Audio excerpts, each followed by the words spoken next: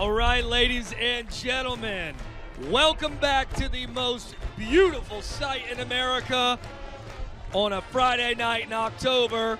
With me, as always, is my partner in crime, Coach Corey Keplinger. How you doing, Coach? Oh, not bad. I'm just happy it finally feels like football weather, Coach Schneider, and a very happy homecoming to you. A very happy homecoming to you, and you are 100% right. I couldn't be happier that it is football weather. And coming up will be the next, actually the best thing about any football Friday night, the playing of our beautiful national anthem as we wait for Shelby's band to finish whatever they have going on so we can honor America, right? Sounds right. It's almost like a battle of the bands. It is a little bit. It's like you guys can quit playing. We need to hear the national anthem. You shouldn't try to show up the national anthem. I think it's, well, I'm not going to say I think it's what they're trying to do. On that note, On we'll that stop note, talking. let's honor America, folks.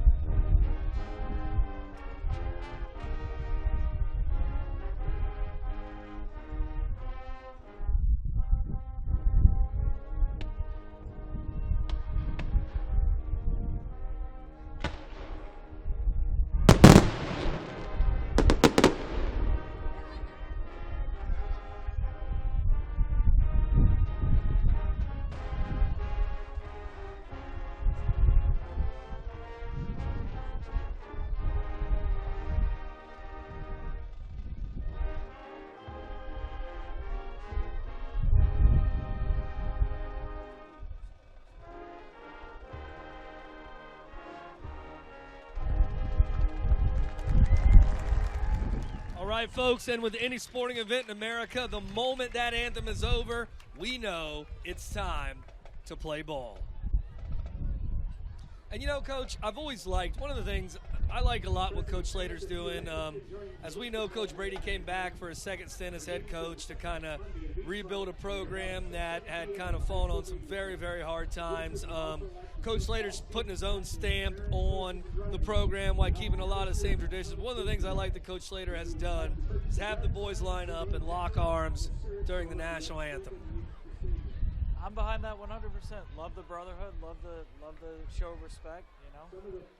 Can't Absolutely. Go wrong. Can't go wrong there. You certainly cannot go wrong with that. So, the Prexies elected to take the ball against what has, as you and I talked in the pregame, what has been a very tough Shelby team over the past couple years. I mean, this has been a really good football team that has made the playoffs, I believe, 3 of the last 4 years, 4 years in a row, 3 years in a row. I'd actually probably have to get out my phone and get on Joe Itel and figure out how many times they've been there, but I know they've been there quite a bit in the recent years. They sure have, Coach Schneider, and I'll tell you, this is what I'm really looking forward to. Like to see our boys, execute, limit the turnovers, and let's have ourselves a football Friday night. Let's do it, baby! Football Friday night on, like we mentioned, a beautiful October evening. Kickoff is fielded by, I believe, and unfortunately the turf monster bit the young athlete, Caden Morris, who is usually a sure-footed, athletic young man. But he fielded the ball. That's a good thing. That's clean. That's clean. You're right. Can't go wrong. But the Prexies do not have real great field position starting out. I believe that looks like the 13th yard. So if you're a bet man, Coach, what do we call him first play? Run? Pass? What do you think? At the 13, I'm thinking run, but I'd like to see him establish the pass and find a groove here and get maybe a little dink and dunk, maybe, another 10 yards, really help you out here. But that is to be seen. That is to be seen. Here we go. We wait with bated breath. It's like Mr. Ayers gets the handoff and finds possibly a yard if he's lucky on that, as that interior of the Shelby defensive line is rather rotund, rather large young men. They're in the guts. Took me 13 seconds to be wrong today. Wheel route to Ayers. Oh! They're saying he stepped out. Can we get a replay on that? We do not have that capability, sir. Oh, dag nabbit. You know what that is, though? That's a Harding first down. Well, you know what? I'll take that. I would take him running, but he must have he must have stepped out. I mean, duh, right? Obvious. Hey, you can't trust us. I was wrong 13 seconds into this game on the first play call. It happens to the best of us. Little draw play there. Looks like that draw play didn't really work real well for us last week. I know that Mr. Ayers had a fantastic game 2 games ago against Pleasant. Didn't have a great game last week, but offensively, the Prexies struggled a little bit last week. Well, and you got to wonder how sustainable that was. After the Pleasant game, Ayers was at 9.9 yards a carry. Yeah, so absolutely. What an incredible athlete he is. You know, but you're not gonna average 10 yards a carry through the course of and the reality is Shelby watches film. They see it. Oh, too many. They should have called a penalty there, as Shelby had too many on the field. But they did not. The refs must not have seen it. So the Prexies stall on 4th down, and I gotta believe they're gonna punt here. Absolutely.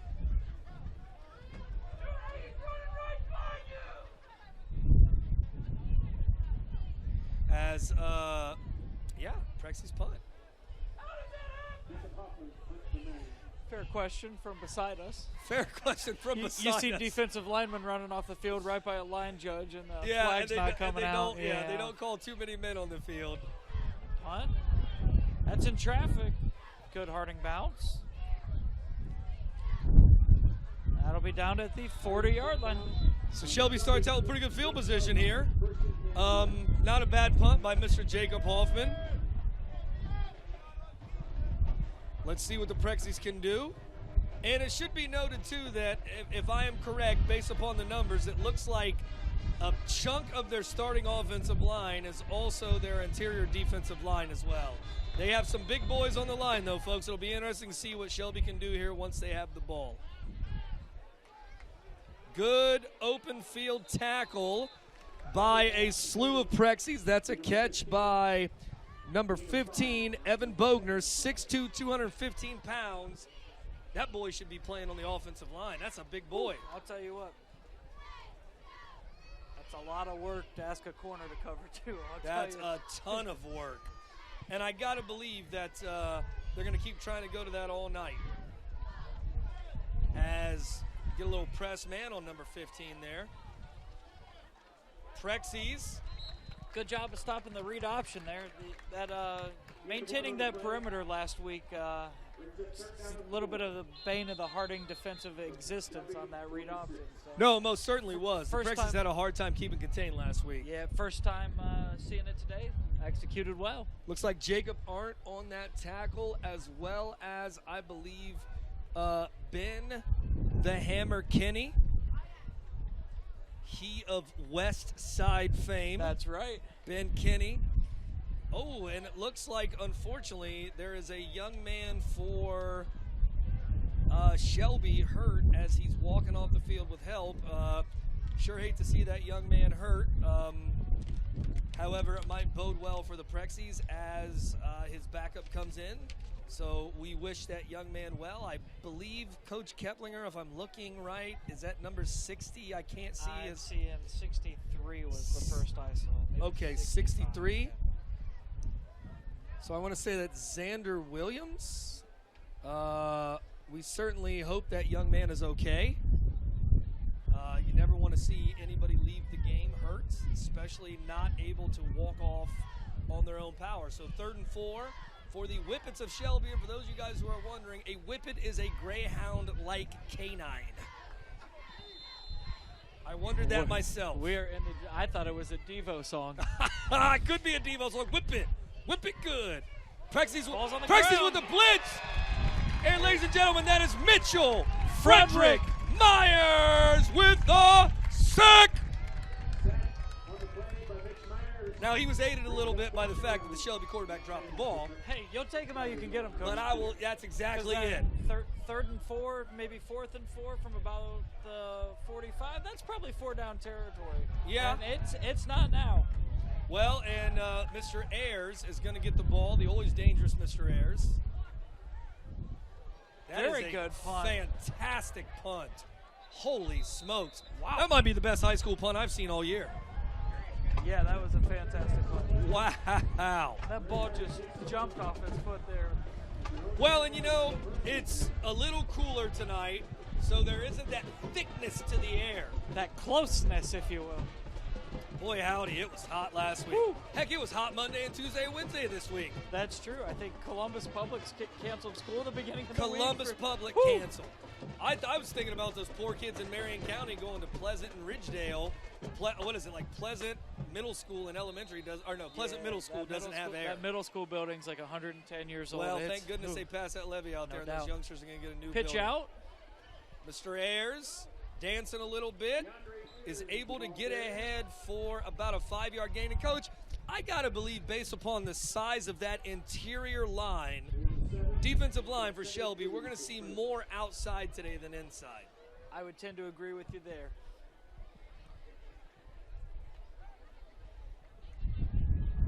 Oh, and that was a high pass. Once again, as we mentioned, Wink has exactly 9 quarters of starting football under his belt. He is a fantastic young man who is going to continue to do great things for Marion Harding as a quarterback, but he's certainly going to have some growing pains, Coach. No doubt. Just a great kid, though. First time throwing the ball when it's cold, too. Yeah, you got a point. Look at a little drag route there. Nothing doing on that pass to Jacob Barr as the Prexies drive stalls. So let's see if this game of trading field position and punts continues here as Jake the Snake Hoffman is deep for the punt for the Prexies. Be nice to kind of punt this off to the right and to the side and get a fantastic Prexie bounce here. Although when your foot is close to your end zone, it's always dangerous punting. Good snap. Kick us up. And it's true, and fortunate Harding bounce, though. That is an extremely fortunate Harding bounce because that looked like it was about to go to Shanksville. So once again, Shelby has fantastic field position. The Prexies were able to stop them on the first series of downs. The D-line for the Prexies, we have Ben Kinney, number 44. We have number 50 for the Prexies as well. That is Jaquavion Brady. And looks like number 82 at defensive end, Jacob Barr, as there is a blitz by Justin Bentley and a tackle by number 7 there, once again, is Jacob Art, whose dad happens to be an assistant coach on the football team. All right, good stop there by the Prexies on first down. 2nd and long. What do you think they do here, Coach? I think they throw. I'm thinking pass here, yeah. Yep. Little pressure on the backside there from by number 50, Jaquavion Brady.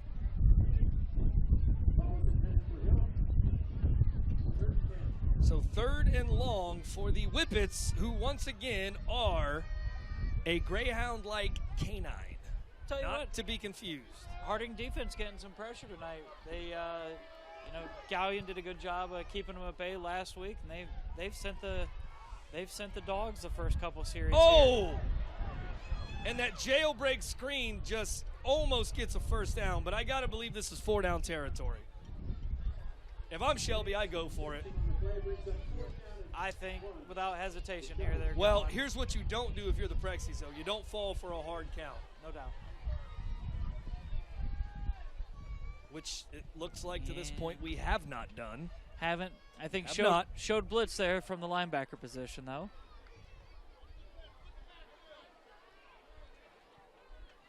Oh! As he gets wide receiver right there in the zone. Right there in the hook curl zone. So Shelby's able to get their first down of the ball game. Once again, excellent field position for the Whippets as they come out in shotgun trips. Little inside zone handoff there to number 24, and really we just got to wrap up on that, Coach. Yep, no doubt. Made contact there early. A little bit of throwing some shoulders, arm tackling there. Absolutely. Well, as we talked in the past, you know, the art of tackling has kind of suffered as a lot of people worried about concussions. Sure. Good tackle there by Jacob Arndt, whose name I have happened to call a lot this young game. I think he needs a nickname, Coach. We call him Jake the Snake, but that's too easy. Yeah. That's just lazy on our the part. The Arndt Eater? Oh, the Arndt Eater, because he's the Arndt Eater. He's just gobbling up running backs. Wow, right he now. is gobbling up running backs. A tackle by the Arndt Eater. I like that. That's good, Coach. Thanks. Might be one of your best ones yet. I'll be here all season. Looks like stepping up to make the tackle. Looks like Jaquavian Brady on that and Mitchell Frederick Myers. It just rolls off your tongue, doesn't it, when you say that? Mitchell Frederick. Yeah. It sure does. Mitch is a great kid, by the way. I believe at one time Mitchell was a backup quarterback. His mother is an English teacher. I believe his father is a pilot. Just a good family, just a great kid. Just someone we're very blessed to have at Marion Harding High School. Pressure. Oh, hey. And they're going to call that every time. I'm not going to complain about that call. That was legit, no questions asked, a face mask. That was one of those plays you don't mean to do it. Your hand comes out, and you grab the face mask. It's unfortunate because we had a sack. But that happens. That happens. One of those hustle plays. And that's really what that is. That's really what that is. There's nothing malicious about that by that young man. That just, it happens. He was coming off a block, reached his hand out, and the first thing that was there when his hand shot out was a face mask. You can't really get mad about that. It just happens sometimes. That's why I miss the good old days of the 5-yard face mask, you know? That would have been a perfect time to call it. Keeper. Oh, that's going to be close. Well, and it's kind of weird that wasn't a... Was it the 5-yard call? No, it wasn't because they called it from where it happened. Okay. But it wasn't an automatic first down, which yeah. for whatever reason I saw some funky things last yeah. week too. So it's got me second guessing all these high school rules, I mean, Coach. at the end of the day, like you and I talked about, I know football better than the average bear, but there are some things I don't know, and evidently I don't know that call. So here we go. They're going to measure it, Coach Keblinger. We're going to see here if they have a first down. And if they do, they do. If they don't, you know for sure they're going to go for it because it's going to be 4th and inches.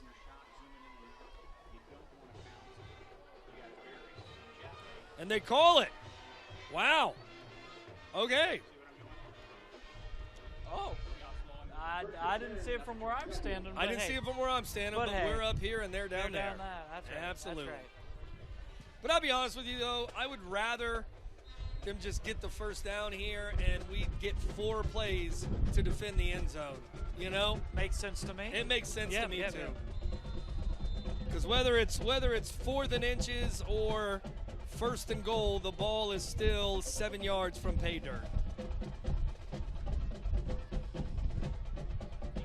Quarterback keeper. Oh, wow. That was a little RPO? That was a little RPO. And I'll be honest with you, I don't even know if he was – I think he just decided at the last minute to throw that. I was going to say that looked design run all the way there. Yeah. And, I got to believe that was him just, being like a jazz musician. Little improvisation. All right, well, Shelby hits Start out with good field position, aided by a face mask, and Shelby is able to strike first in this young football game. Still not unhappy with what I've seen out of the Prexies defense up to this point. Agreed. Oh, there we go. There you have it. That could be the difference right there, believe it or not, folks. I watched a JV game about 3 Saturdays ago where the JV football team won by 1 point. Guess what that 1 point they won by was? Missed PAT. I was gonna say a made or a missed PAT, Yeah. depending on which side of the fence It you're on was, there. yeah, we won it, and it was.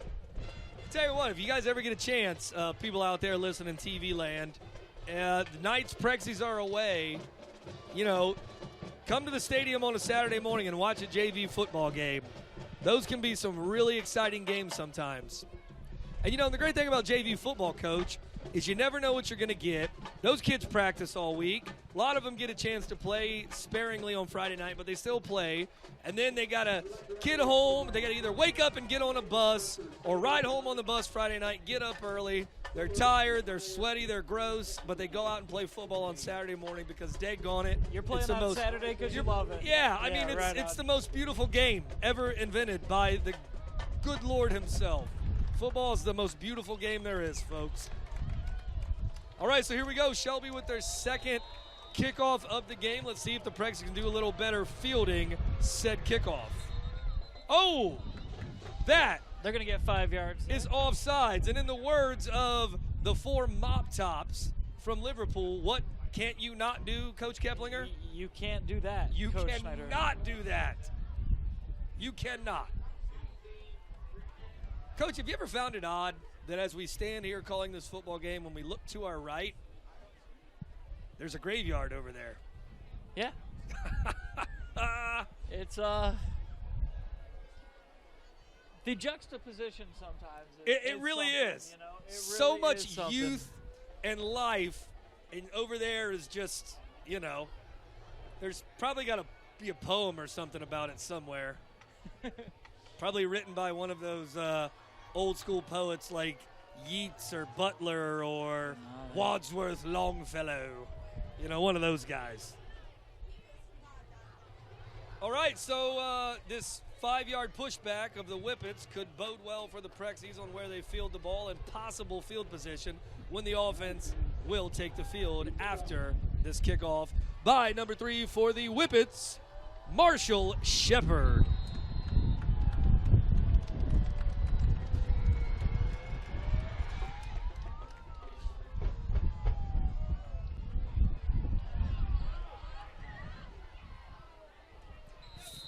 Fielded by number 11, Caden Fags, all 5'9" and 150 pounds of him, sophomore Caden Fags. Son of Harding High School legend, Brescian Fags, and nephew of another Harding High School football legend. His uncle was a great running back. Why can't I think of his name right now? Oh, Bryson? Yeah, why can't I think? I coached Bryson, for Pete's sakes. I'm getting old, Coach Keplinger. Yeah, you know. I'm getting old. It happens to the best of us. It does happen to the best of us. Mr. Mullins says, welcome to the club. Welcome to the club. I guess when you start calling people youngsters, you're officially old. Yeah, you know. Next thing you know, I'll be telling them to get off my grass, right? Little tough sledding up the gut there for Mr. Ayers as it looks like he picks up, 1 yard. Okay. So the Prexies offense hasn't really found a rhythm here yet.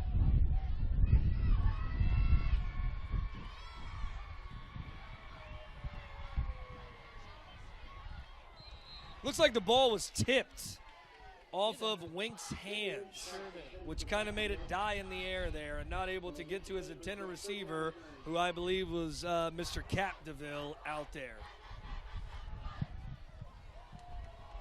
Prexies could really use a first down here.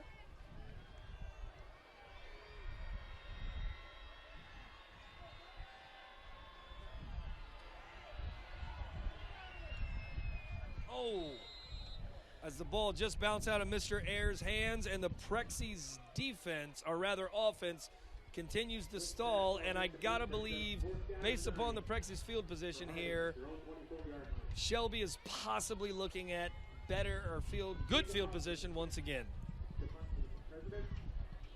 Wind blowing in, too, so. You're exactly right. That's tough. That is very tough. Kick into the wind. Ugh. Maybe that's why that high school punt we saw by the Shelby kicker was, I said, the best I'd seen all year. That could be.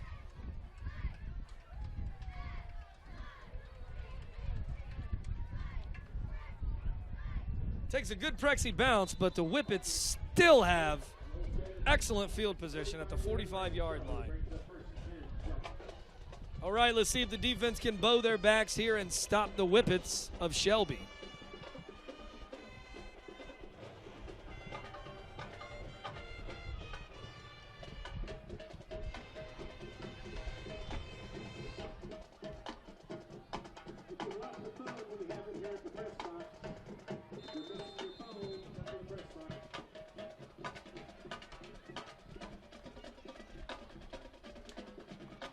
Prexy's play a three-man front on the defense.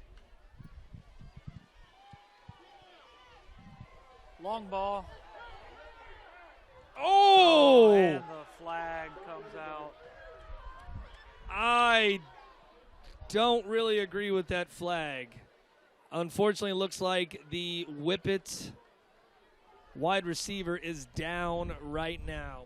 So, folks, as the trainers tend to the wide receiver from Shelby, we'll take a quick commercial break here with a Marion Harding High School telecom production.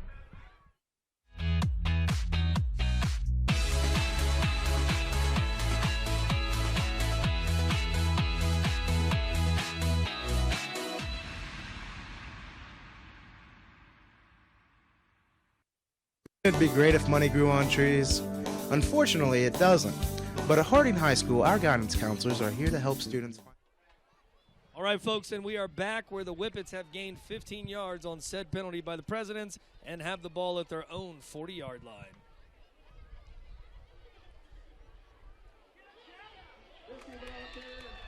Looks like a tackle for loss by the Aren't Eater and Jaquavy Wavy Brady.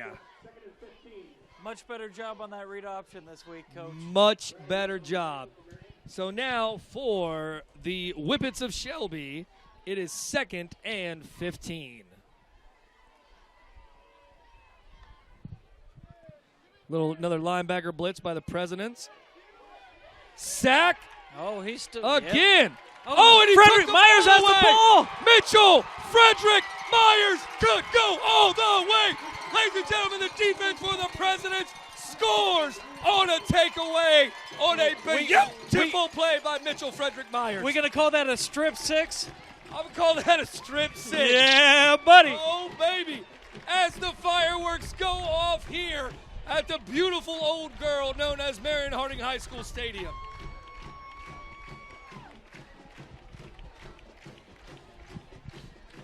Boy, that was a heads-up play by Mitch. No doubt. Holy smokes. I thought that quarterback was going to get rid of the ball there and throw that away. And I thought he was, too. I was going to start looking for a grounding call, and the next thing I know is Myers is starting the other way. You read my mind. In my brain, which is where I do all my thinking, in my brain I go, he's going to throw that away and get a grounding.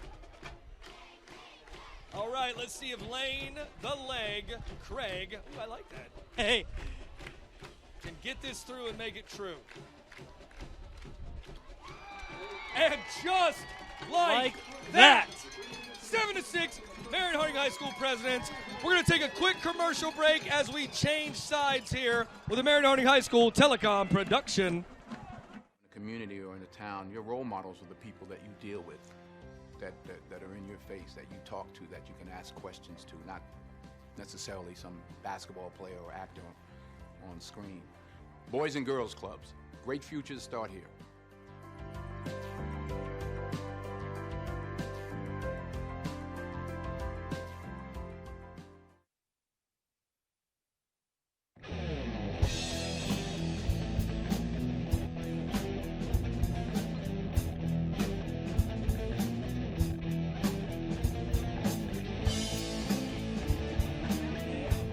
All right, ladies and gentlemen, we are back, and with us we have a young flag football player who plays for Marion Harding Youth.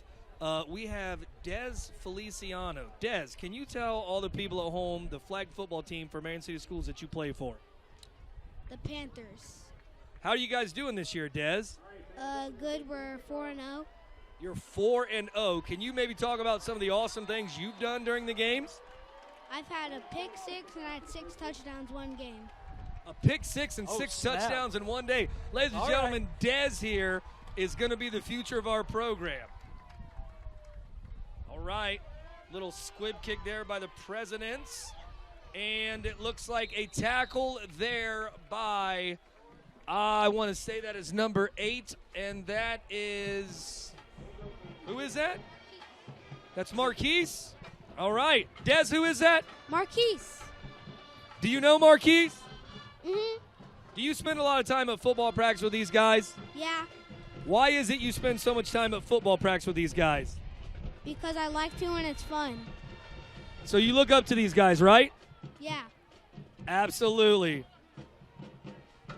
Coach Schneider, I just wanted to let you know that the B-Dubs is here. The B-Dubs is here, Coach Keplinger, and I could not be more excited that the Prexies have a 7-point lead. There was a tackle for loss there, I believe, by the Benz Bentley. The BW3s is here. It's a beautiful Friday night. It just, like the Beatles say, it's getting better all the time. We got to come up with some pop culture references that aren't almost 60 years old. I mean, our music's fairly in the same wheelhouse. It is what it is. True story. True story. All right. Little jet sweep handoff there. Still a tackle for loss. And Mr. Ayers is on that. Beautiful. I was going to come up with something there, but I lost it. He was on that like, help me, Coach Keplinger. You stumped me. Like A1 on a steak? No, you don't put A1 on Yeah, a you don't steak. put A1 on a steak. No. In fact, if you cook your steak properly, there's no need for sauce. Exactly. Yeah. Yeah, right. I mean, anything more than medium rare is just criminal. Okay, 3rd and long for the Whippets. Pressure again.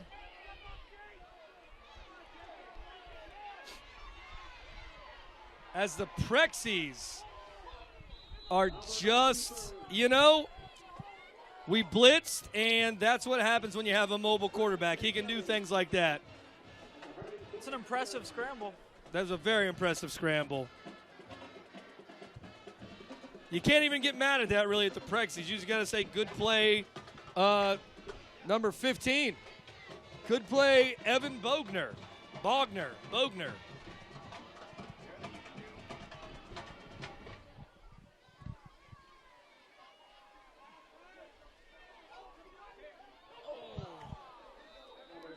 I got to tell you what, that was a good job by the Prexies pulling up on that. But you got to believe, though, that there's nobody there. So yeah, I was going to say the closest guy there was Ayers Jordan. He's 7 yards away, and that's got to be grounding. There's nobody there. You can't stand behind the center in what is essentially known as the tackle box and just throw it away like that to avoid a sack. I mean, that is intentional grounding. That should be a penalty against them and loss of down. We're thinking about it here. There's your call. Yep, that's a good call. Agreed. We were talking earlier before tonight's game. I'm kind of glad last week's broadcast didn't make it to air because I was a little too critical of the referees last week. So tonight I'm going to say good call. Last week was just funky. The game was, Twilight Zone. It was, man, and we do our best to be impartial, but let's be honest. There's only one team we see in our hallways every day, and that's just kind of the nature of it. Well, and it's hard to be impartial when you bleed red and black and you care so dang much about these kids, For sure.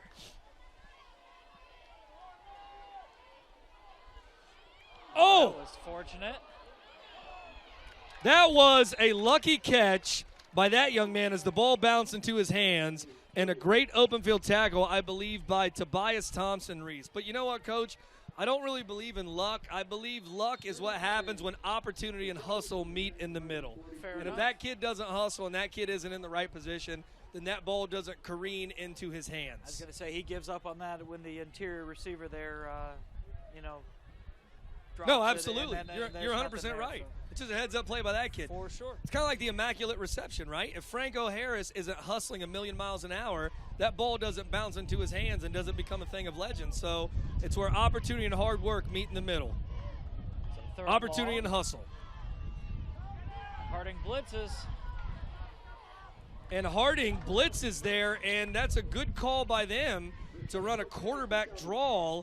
But we've Right got by the blitz. 4th and about 3. I got to believe that Shelby's going to go for this. Yeah. I'm thinking that third down play call kind of told you that. Yeah. Looks like the quarterback is just a smidge. No, never mind. That's not the quarterback. Number 12. Looks like I think he's going to let it go down to quarter. And that's kind of smart to do. All right, folks, so we're going to go down to quarter. And as we switch sides here, we're going to take a quick commercial break with Marion Harding High School Telecom Production.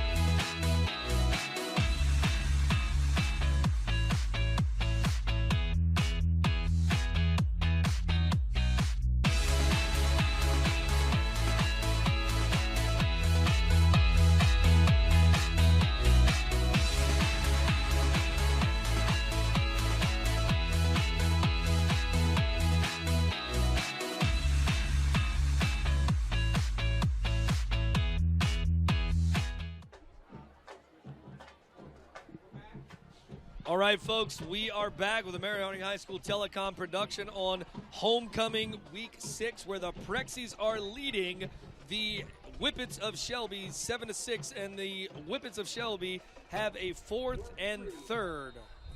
4th down, 3 yards to go.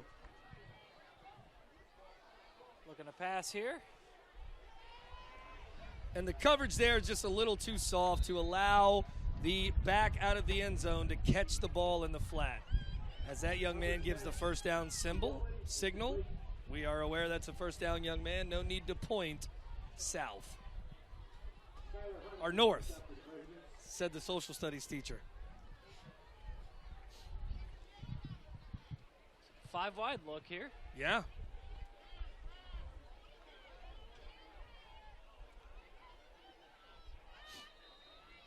Well, right now, the Prexies are just playing a little bit of soft zone. It would be interesting to see if Coach Slater has them tighten up their coverage here a little bit. 2nd and about a hair.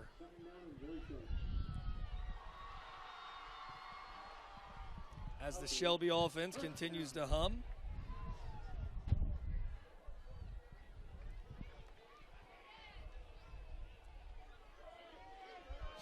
QB keep. Little quarterback keeper there. Yeah, I think he went to the running back the last 3 or 4 times there on that zone read and just opened up for him. Well, it looks like they called a first down, actually, so now it's 2nd down and 6. Oh, okay. Whoops. I must have blinked and something happened that I didn't see. All right, 2nd down and 6. The Whippets can still get a first down here.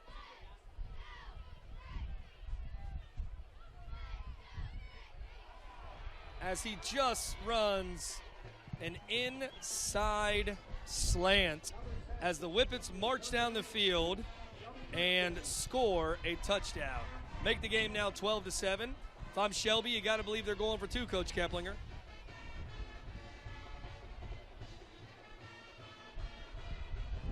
I think he's kicking. Okay, never mind. Be interesting to see if the Prexies can break through the line once again and block this kick. And he does again. That's a live ball. That's a live ball. That's a live ball. That's a. Okay, I got a little excited. That's not a live ball. For everything I know about football. Well, you didn't get to finish. That is a live ball in Yeah. some levels of football. Yeah. Well, and they didn't blow the whistle, so I don't know what's going on here. The refs are talking. Looks like off. Is there a flag? Yeah, it looks Somewhere? that way. Yeah, maybe. Maybe that's why they didn't blow the whistle, because they knew it was a flag. If it's on Harding, though, then that has no, you know. I'm not quite sure why I'm here or what I'm doing, Coach Schneider. Yeah. What is that a Simpsons thing where I used to be with it? Yeah, but And they then they changed what it was. Yeah. And now what was it is. I'm going to have to look that up. That's a great quote.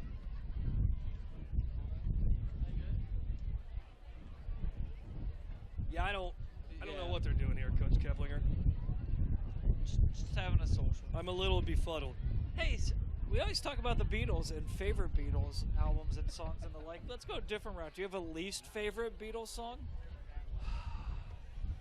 Probably off the White Album, Revolution #9. Number 9. Number 9? I gotta go with Honey Pie. Honey Pie? Oh, I can't.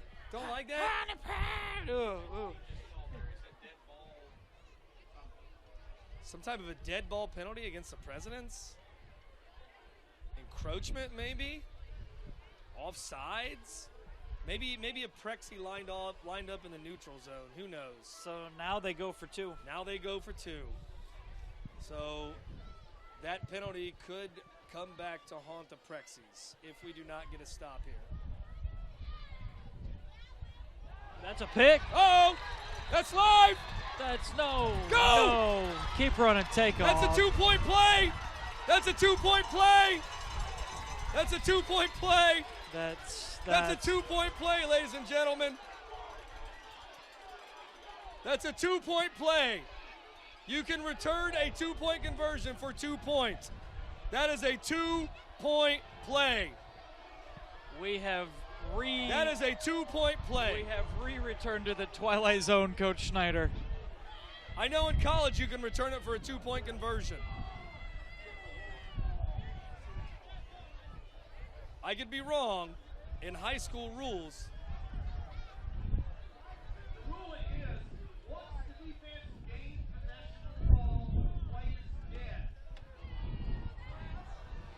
I know in college and NFL you can return a 2-point conversion for 2 points, but high school that must not be the case. It's apparently not the case.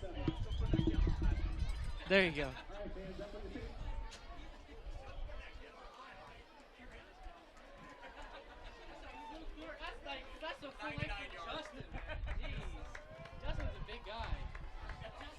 All right, I just got some clarification, and You talked to resident rules expert. yeah, Unnamed source. unnamed source. I walked next door, and I mean, I guess that's why they're a ref and I'm not. There you go. Hey, we watch a lot of football over the course of a weekend to get all the levels correct.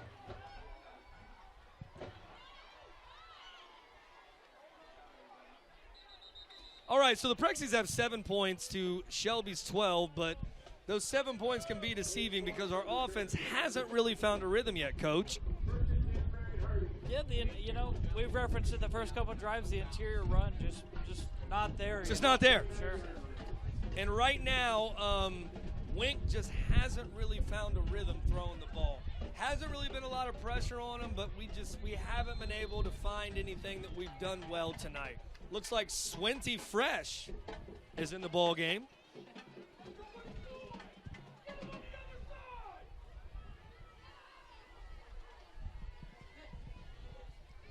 Prexy's got to adjust a little bit there.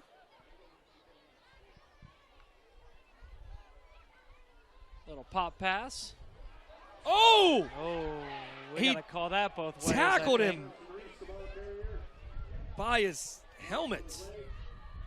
That was a big loss on the play by the Prexies as Shelby. Is that okay? He's grabbing the back of the helmet? Okay. I mean, it's not the face mask, I guess. Okay, fair enough. I mean, I don't know. I think I'm just some refs are going to call that and asking. some Yeah, aren't. right. Either way, great play by that young man for the Whippets.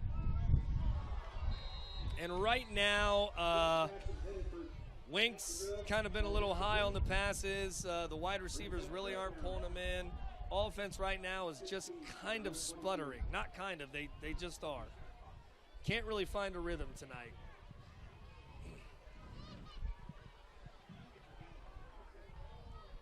I believe the Prexies have had one first down this whole game. I believe that came on their first drive.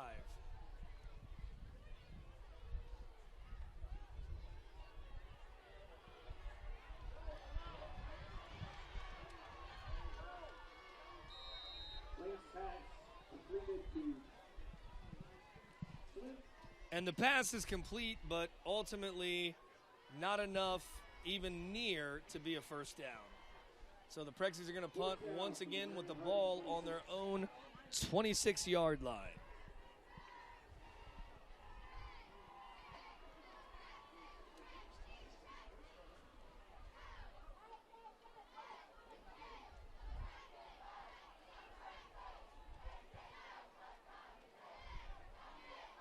Good punt. Big difference with the wind at your back. Big difference with the wind at your back. I would say so. One of our fantastic telecom students up here, who is providing you with the wide shot, is currently eating a Philly cheesesteak sub. I was gonna say that. Smells really, really good. I would be remiss if I did not say that I'm rather hungry right now. I mean, describing the smells is just great TV, Coach It is Schneider. fantastic. I mean, it just picture a Philly cheesesteak, and that's all you got to do, folks. Little inside handoff there as a missed tackle by the Prexies allows number 24 to get a ton of pay dirt. Finally forced out of bounds by number 21, Caden Morris. All right, the Prexies really have to stiffen up here. The way our offense has played so far, we cannot afford to get behind this early in the game.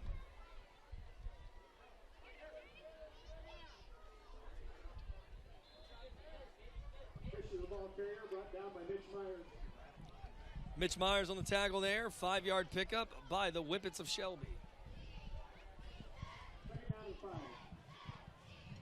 Gone to this trips right look the last couple plays. It's Yeah, kind of. A lot of the reason they do that is you try to pull people out of the box. I was gonna say, and then it allows for the run inside. Makes sense. Yeah. Make you a little gun shy to blitz too when you got one safety over the top. There. Absolutely, and that's certainly it. does.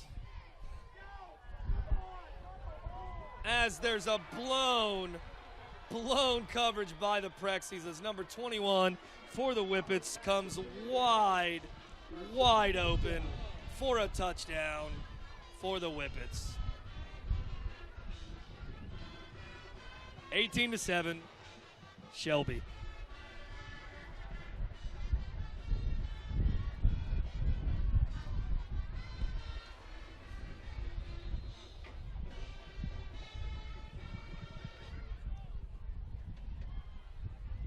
Looks like Shelby is in fact going to go for two here.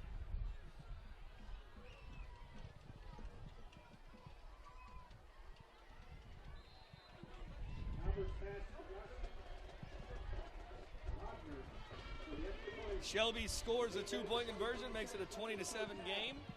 And really, Coach, right now, the Prexy offense has to come alive. If they do not, this could be a very long night.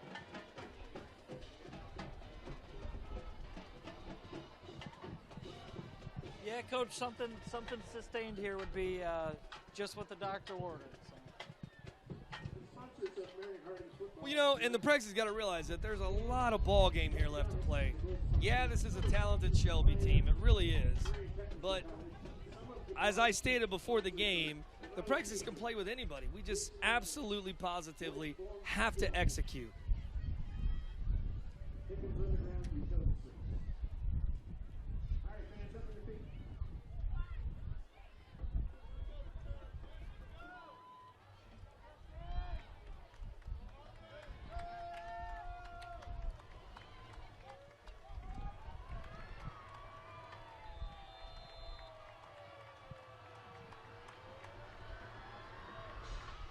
squib here.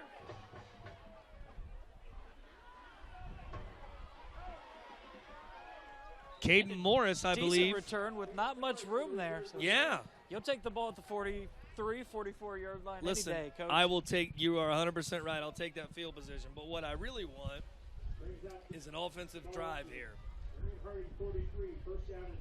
The Prexies absolutely have too many weapons on offense to not be moving the ball.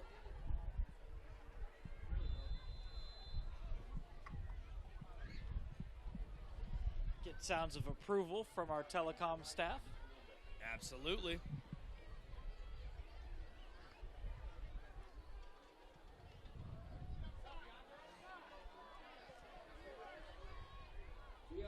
All right, Ayers picks up about a 5-yard gain there.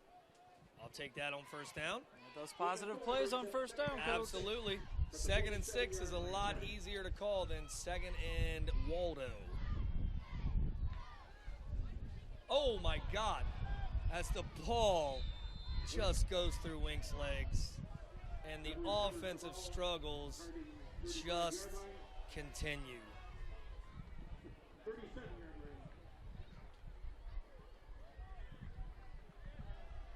Third down and 16 for the President.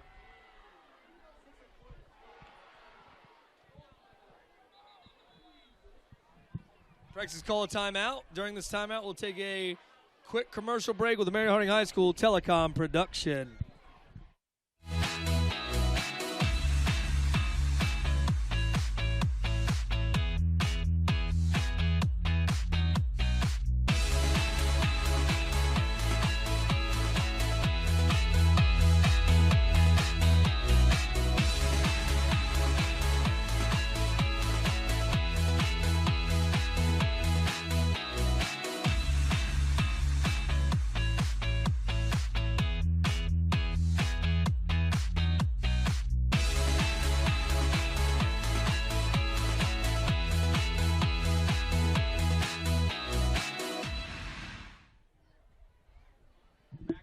All right, folks, we are back where the Prexies went from a 2nd and 6 to a 3rd and 16.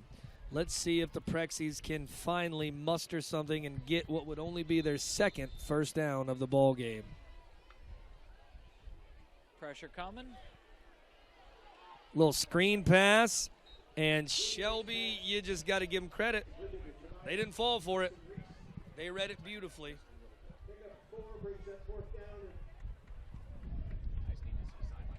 Disciplined play there by the Whippets as the Prexies once again punt as their offensive drive stalls.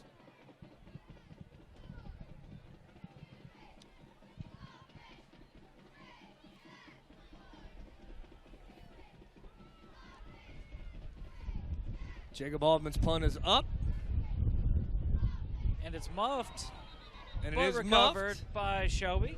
Well, Shelby starts out with not so good field position, but the last time they started out with not so good field position, some missed tackles allowed for a 50-yard run.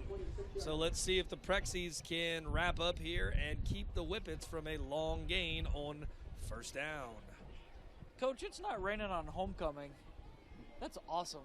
And it felt like growing up it always used to rain on Yeah, Harding you're right. homecoming. I'll give you that. I'll give you that. Homecoming. Such a fun, magical time in the lives of all of these children. I see one Mr. Bob Bender in the stands, too. No The doubt legend. giving the halftime address. Dr. Robert Alfonso Bender. You think we're good. You should have heard Bob Bender on the radio. I'm telling you. Bob Bender spent many, many, many, many years broadcasting on local and sometimes national television before he decided to change careers and become an English teacher. I mean, who does that? Only one, Robert Alfonso Bender. I guess I should say, if you don't like us, you should have heard him too. That wasn't a contingency, I guess. Quarterback keeper, just enough to get the first down. Well, and we would be remiss, Coach, if we didn't mention who was crowned Harding's homecoming queen this year. None other than Destiny Money. We were saving it for halftime, I thought. And, evidently this year there's a homecoming king unofficial. And apparently it's Hezekiah Barron. I can't read the print. Hezekiah. As missed tackles by the Prexies allow what should have been a 5-yard loss turn into a gigantic gain. There's no sugarcoating that one, folks.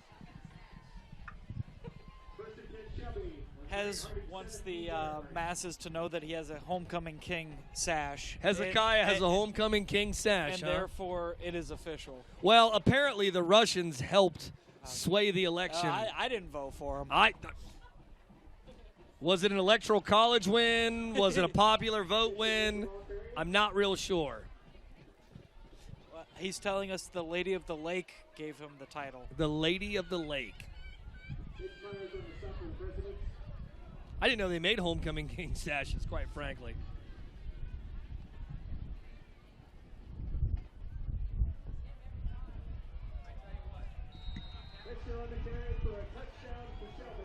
Touchdown, Shelby.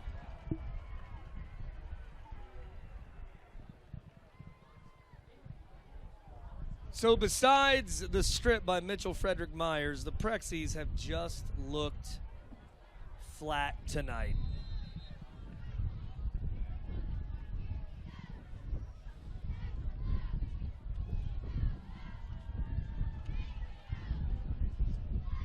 I'm going to tell you what, folks. This is not the Prexy team that I've seen the past 3 weeks playing tonight. Not the same team.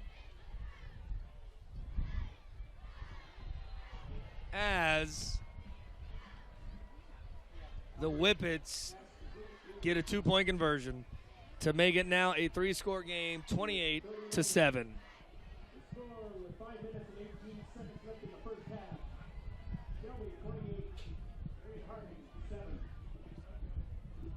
So we knew coming in that this was a tough Shelby football team. I mean, that goes without saying. But they're as advertised. They're as advertised, but the Prexies haven't got anything going offensively. We haven't really had many penalties, but our tackling on defense has just been a little suspect tonight. I understand that when you have a running back that's as good as Shelby has, somebody that completely and totally moves their legs constantly, pistons their feet, it's really hard to tackle somebody like that, but you just got to wrap up and sometimes hang on for dear life.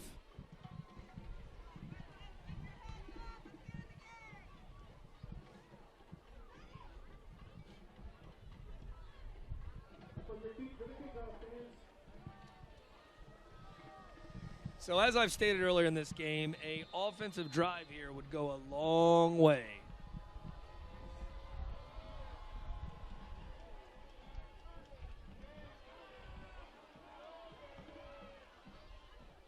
Decent field position yet again for Harding.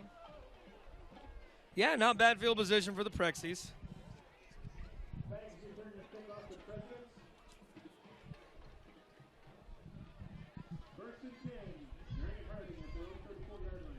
All right, let's see if the Prexies can get anything going offensively here.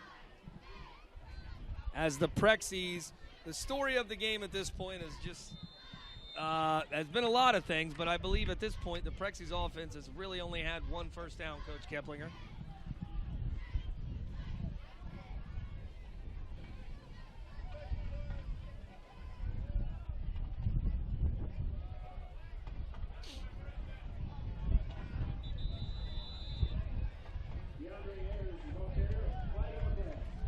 And it looks like a little extra swing around as he goes out of bounds is going to result in a late hit.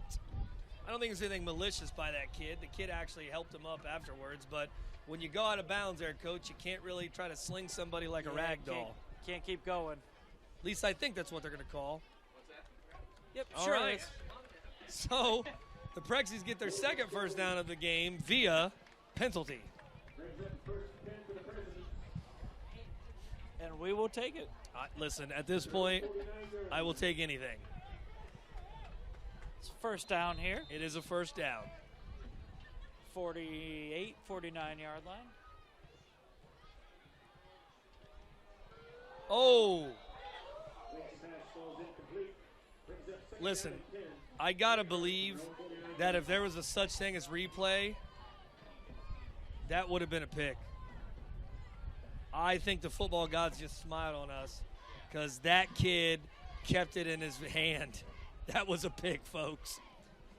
So, Second good, down here. good call for us.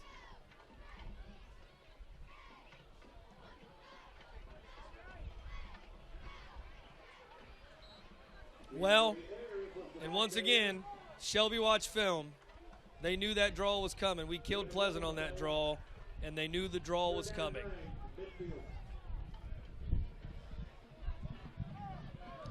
Third and 9, Prexies.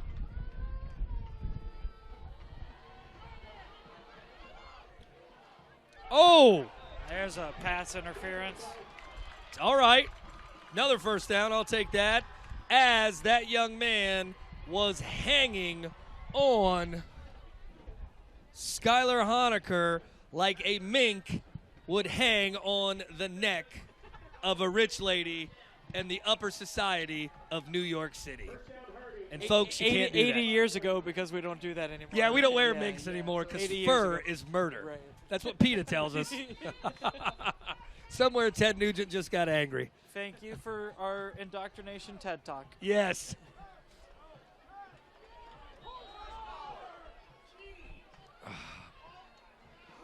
Well, and looking at that, I know a lot of people thought that should have been a horse collar, but really, a horse collar is more about grabbing from the neck and pulling backwards. But I'm going to tell you, Shelby's defense is just tackling very well. We haven't really been able to break anything up to this point because of their sure tackling. That air's open. All right, little improvisation by Brady Wink as number 15. Listen, number 15 for Shelby, folks, is 6'2", 215 pounds. Brady Wink is not. I mean, there's no other way to put it. As Ayers, I'm sorry, that is Capdeville just finds nothing on that play. Brady Wink is 5'8", 160 pounds. Up here, one of his classmates is claiming that Mr. Wink is 140 pounds. It's weird that the improv homecoming king is shouting fake news all of a sudden. Yeah.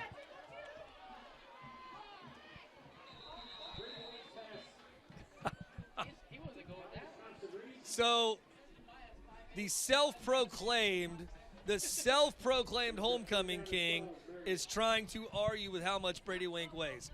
But now, I can tell you this. I was listed as 6 foot tall, 200 pounds my senior year, and I was all of 5'9", 145. As the ball goes in and out of Caden Morris's hands. So, to the self-proclaimed homecoming king's credit, there is some Liberties taken?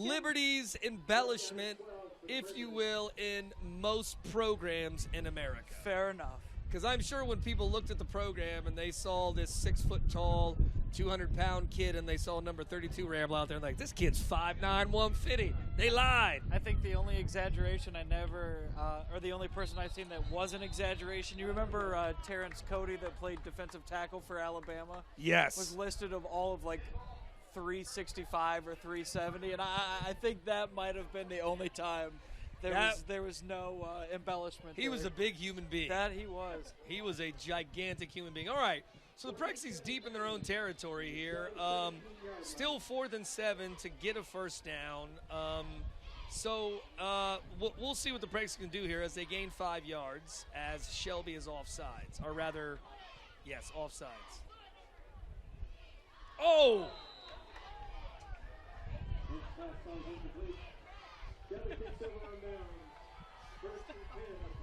So that was a pretty good throw there, but Good coverage. that was good coverage, though. That was good coverage. Tough ball for Morris to catch there. And I'm not even sure if that would have really been enough yardage for first down, quite frankly. All right, so let's see with 2 minutes and 35 seconds left if the Prexies offense can get, or rather defense can get some kind of stop here to this Whippet offense that has just had their way with them over the last 3 series.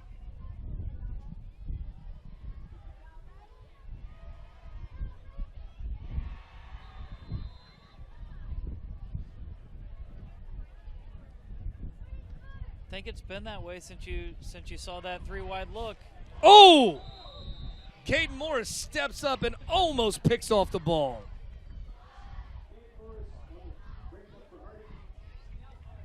Two minutes and 31 seconds left in the first half, which has been all of the Whippets from Shelby, which once again are a Greyhound-like canine.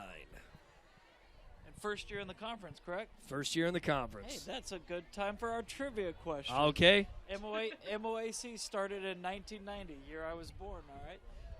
Your trivia question tonight, who or what football teams won? I'll wait for this play to end here. There we go. What football programs won the red and blue division in the first year of MOAC conference play in 1990? So I'm going to go Pleasant in the red division. Okay. In the blue division, I am going to go with – I'm going to go like weird here because I think there's been a lot of change in the MOAC since then, like East Knox maybe. All right, fair enough. Give everybody at home a chance to think on it. Pressure.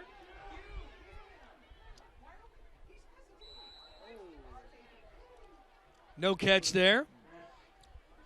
Heck of an effort. No Mohawk. catch. I'm going to change it to Mohawk. On red or blue? Blue. All right.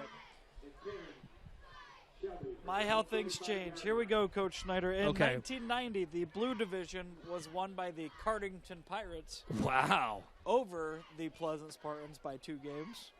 Your red division was won by the Elgin Comets. What? Right? Wow. Uh-huh. 1990. Berlin Wall had fallen. George Bush was in the White House. A young Todd Schneider was 9 years old dreaming of great things over on Henry Street. There you go. My, how times have changed. All right, but you know what's not going to change is the fact that we're going to take a commercial break during a timeout with the Marion Harding High School Telecom production. Athletic awards, or even general awards based on financial need. No, money doesn't grow on trees, but at Marion City Schools, we can help you plant the seeds of success by guiding you towards a wealth of scholarship money. At Marion City Schools, your future begins today.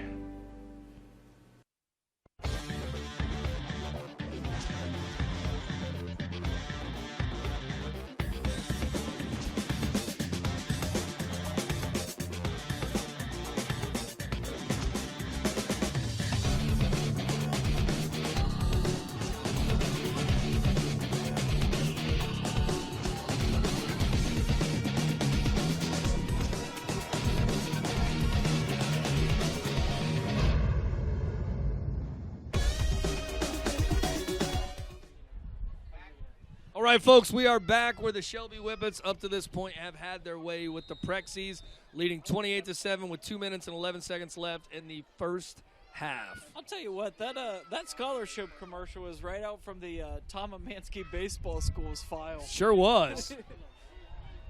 Long ball, caught up in the wind a little. Oh! That is I'm sorry, but I am going to say that is a bad pass interference call. That is a bad pass interference call. Yeah, I think that ball got a little wonky because they're throwing into the wind and got hung up a little Yeah. bit, but I didn't see anything as far as the defender is No, I concerned didn't either. That would construe pass interference. If anything, the defender caught up and turned around and was able to, yeah, that's just, okay. We're going to offset? Okay, so I think the football gods are saying, listen, we know that was a bad pass interference call, so here's the holding call, and we're going to move on from there. And listen, and I don't fault the referee for calling that, because when the game's going fast like that, it's a split-second judgment call. But, you know, I'm up here, they're down there, so that's where we're at right now. 2 minutes and 3 seconds left.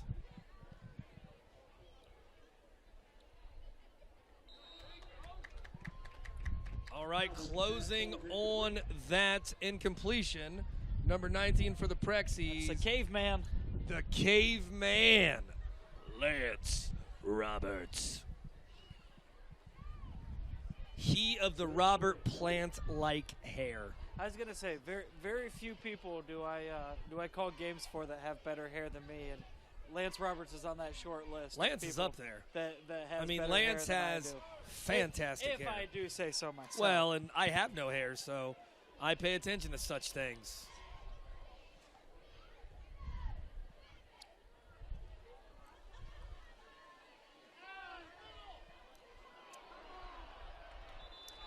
Little inside slant there. Actually, more like a post route. The catch is number 11 for Shelby, Cody Lance. Well, and you know, when they're hitting you with those posts and those slants, you just can't let them have inside release, you know? For sure. Well, and honestly, the Prexies have seen two fantastic quarterbacks in the past couple weeks. Galleon's quarterback is magnificent, and this Shelby quarterback is no slouch either. And, of course, their running game has been well documented tonight. So when you throw it well and you run it well, you have a 1-2 punch there that is kind of hard to counter. Almost a pick your poison of sorts. Yeah, it really is. You stop the pass, okay, cool, we're going to run. You stop the run, okay, cool, we're going to pass.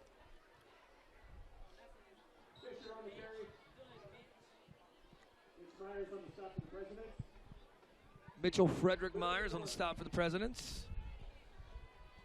2 timeouts left for the Whippets of Shelby and for the Presidents of Harding as the clock continues to tick down. 3rd down, 1 yard to go to get a first down here.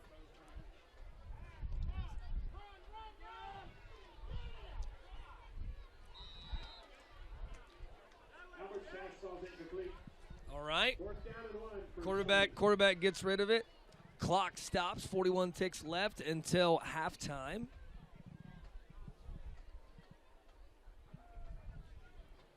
I'm getting a little sad. I complained at how hot it was last week, Coach. Me too. I'm actually kind of thinking right now, like, I probably should have worn an extra pair of socks. Yeah.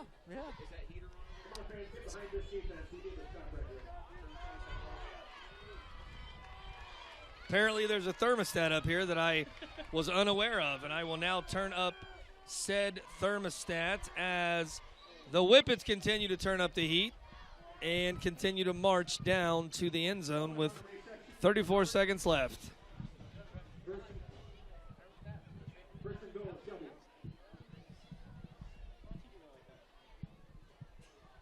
One of our youngsters from Telecom up here is congratulating me on my wordplay. Thank you, Jaden. You are a fine young man, sir.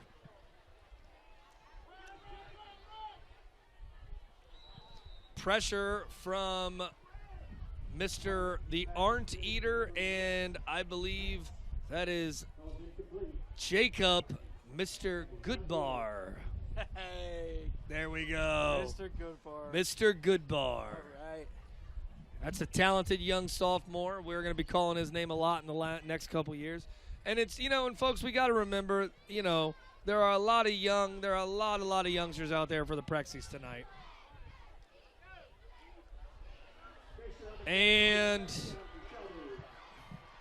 number 24 continues to look like Nick Chubb for Shelby. Owen Fisher, the 5'7", 170-pound 11th grader from Shelby, with a touchdown, 34-7, Shelby.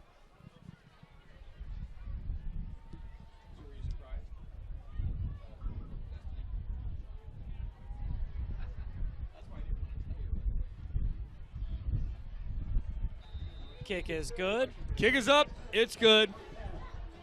35-7. Shelby continues to have their way with the presidents of Marion Harding. Well, and you know, Coach, I knew Shelby had a big offensive line. I knew they could, you know, do some damage, but I really didn't think it would be like this. But that's why we play 2 halves of football, right? For sure.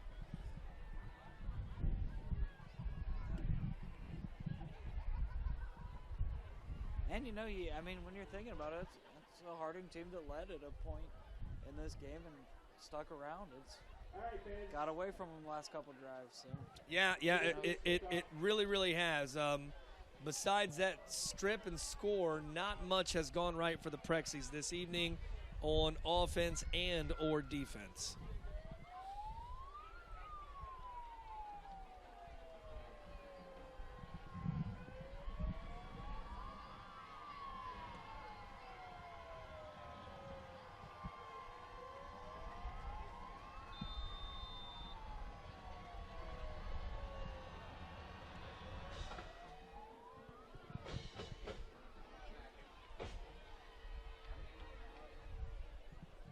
And I'm going to tell you, I have just been really impressed with Shelby's just ability to tackle and to be where the ball is. I mean, they are just a well-coached, well-disciplined veteran football team. And that defense has felt swarming at times. You know, they're bringing the pressure. They've got defensive backs right there on our slot receivers. That's tough.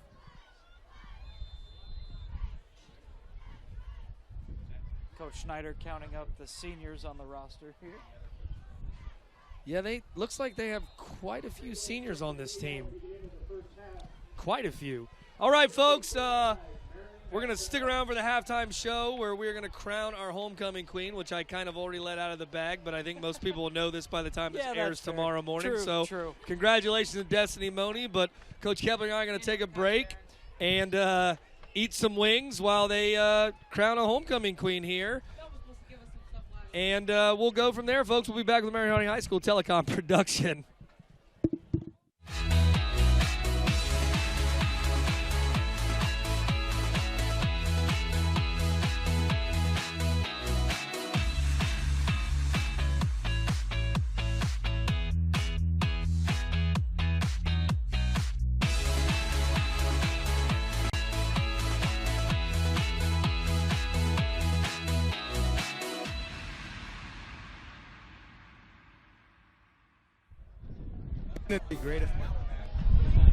And we got a couple minutes here until the start of the second half. As we know, well, maybe you don't know because you're just tuning in, Shelby completely owned the first half. Completely owned the first half. Looks like, just looking at some scores here on Twitter, looks like River Valley is up 7-0 on Ontario at the half. Let's see what else do we have here. See if I can get some other scores. Pleasant is up on Kip Columbus. Don't know who that is. It's unfair that they get to play one guy named Kip. Yeah. Kip Columbus. What if he's the brother of Christopher? Who There's like a 650-year difference there. They got to be half brothers. Maybe they're both Spaniards. Not real sure. East Knox is up on Northmore. Was looking to be a slugfest. Yeah. Let's see. See if we can get some other scores here.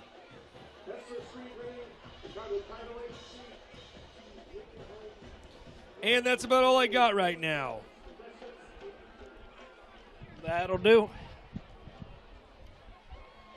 Curious to see what the Elgin score is. I think they're a Saturday game this week. What's that? Elgin's a Saturday game this week. Gotcha. Galleon, wonder what they're doing tonight. Same. Call 614-566-GAME for a same-day appointment. Ohio Health, Looks like Clear Fork's up 14-0 on Galleon at half. Clear Fork, wow. Clear Fork up Clear Fork, who at half. lost to Pleasant? River Valley last River week. Valley, yeah. We're going to get some transitive property going on here in the if you beat this in the guy conference. and they beat that guy, then you should beat that guy. So, you know, and kind of like what we said on any given night, I mean, anybody can win. And, like, listen, it's 35-7 right now. We still have a half to play. But I'm telling you, the Prexy football team that I've seen tonight is not the same team I have seen the past 3 weeks. It's just not. We played scrappy against Newark, out of this world against Pleasant. And against Galleon, the score was worse than what it looked, but we actually played a really solid game against Galleon. All right, fans, on your feet for the second half kickoff. All right, homecoming festivities at halftime where, as we mentioned, Destiny Money was crowned the 73rd homecoming queen of Marion Harding High School.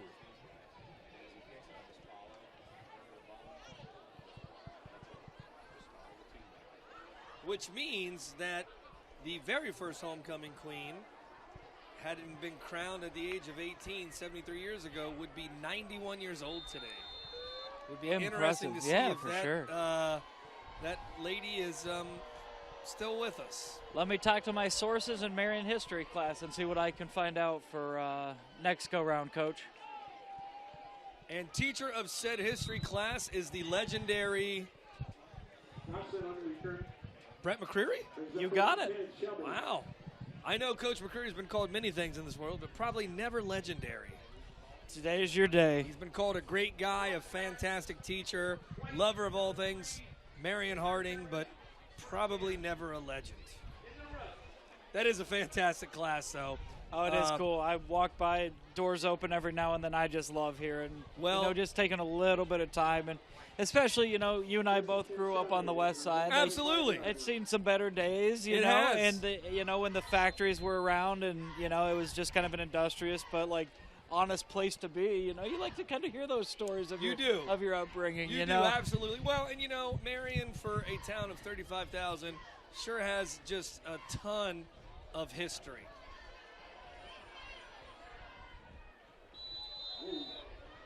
As number 24 gets the edge there and still continues to have his way with the Prexies. Owen Fisher. Well, and being a principal, you have the task of evaluating teachers and sometimes watching them teach, and I was blessed on many occasions to be able to watch Coach McCreary in action in the classroom. Great play by Tito there. But I was blessed many times to have the chance, just because, to walk into Coach McCreary's classroom and listen to some of those amazing lessons. There were times I was like, I was going to pop in for 5 minutes, and I ended up sitting down for 45 minutes. It's been a half hour, Yeah. Right Oops, I should probably get back to the office. Great class. A lot of fun things kids learning there.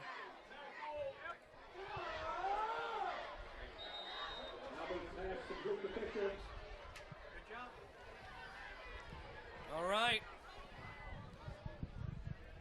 The defensive woes for the Prexies continue. First and 10, Shelby at their own 45-yard line. Shelby first and 10 at their own 45-yard line. The Whippets come out of the huddle. Little shotgun doubles. And the Prexies give them a 5-yard gift. Dead ball, encroachment, defense, 5-yard penalty, first down. Looks like big Michael Bush checks into the ball game. It's a big kid right there, number 78. That's a big sophomore right there, Coach. Sophomore, 6'3", 280. So that's a lot of young man right there.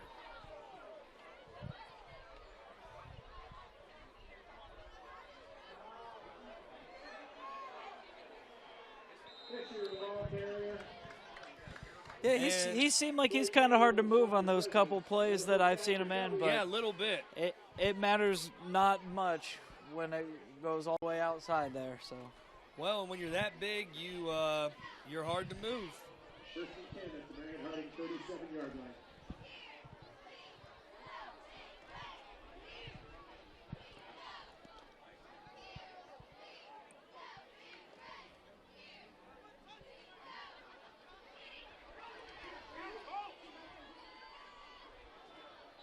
good tackle there. Yeah. Good open field tackle by the caveman. That's the caveman. Lance Roberts. Every time I think of a caveman, I always think of Captain Caveman. And then they had to get all weird. I don't know if I know that reference. You don't know Captain Caveman I reference? don't know Captain Caveman. Man, Mr. Mullins is laughing because he does. Wow, I just aged myself Right. beyond you, Coach Well, Kepler. listen to you Thundercats, you.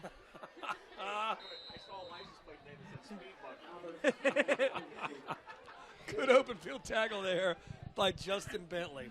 Well, I know there's people out there in TV land who remember Captain Caveman. Well, you got to enlighten me. You can't leave me hanging here. So there were a slew of cartoons that were showed on the USA Network that I believe they were made sometime in like the mid to late 60s. Okay. And Captain Caveman was exactly what he sounded like. He was a caveman who apparently Occasionally fought crime. he was a captain. I don't know if he was in the British Admiralty. I'm not real sure. He's a what captain in the he same was a- sense. Yeah, I don't know, but he was a prehistoric superhero. That is exactly it. Tackle by, looks like getting up from the pile there is Mitch Myers and I think the Arndt Eater. And according to Mr. Mullins, from his recollection, and I tend to agree, he was a prehistoric guy who had this club that had awesome powers. And then later on they did Captain Caveman and Son. And let's be perfectly honest, no one cared for Captain Caveman Right, and right. Son. It It's, jumped the shark, yeah. This is reading like a Mel Brooks movie. And that was a sack, and Justin Bentley comes in to clean up the tackle in a play that I'm sure on his part was not meant to be malicious, but they got to protect the quarterback. They got to protect the kids on that one, so they're going to call that a late hit or maybe targeting because apparently that has trickled its way down to the high school game. When he's on the ground like that, you just can't come in to clean up the play. So what should have been a loss of a lot becomes a first down for the Whippets.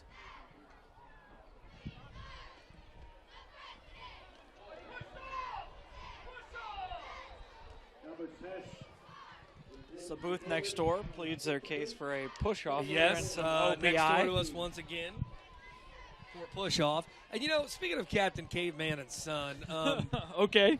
along the line too, somewhere in Scooby-Doo, they decided to bring along Scrappy-Doo. Scrappy-Doo, and we yeah, all just- knew that was terrible. Yeah, that was bad. And remember on the Brady Bunch when they brought in Cousin Oliver? That was terrible Oh, too. man.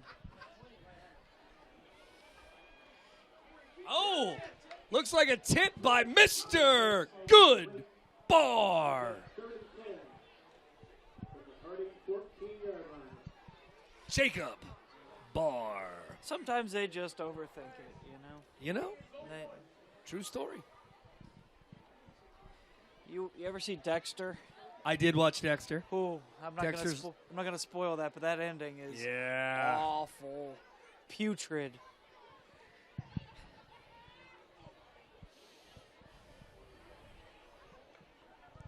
I tend to be an aficionado of all things popular culture. And the quarterback escapes, Albert on the keeper.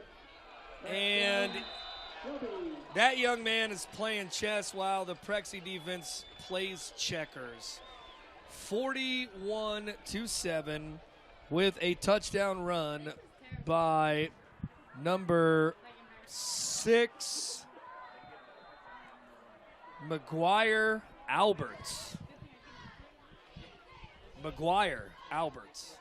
Albert McGuire? That McGuire seems like Albert? his first name's his last name. His last name's his first name. I don't know how I feel about that. Well, I know how the Whippets feel about that.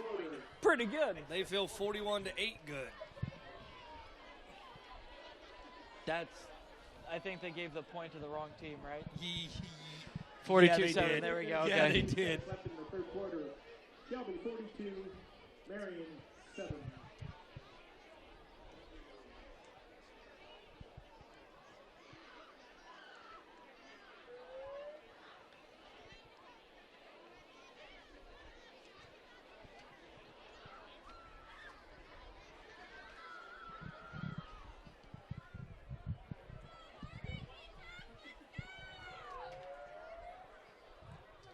Well, and this is a Whippet team that really it only has 10, 11 seniors on it. I mean, No they're kidding. not as senior laden as you would think. This Okay. is just a talented football team that's just playing solid ball.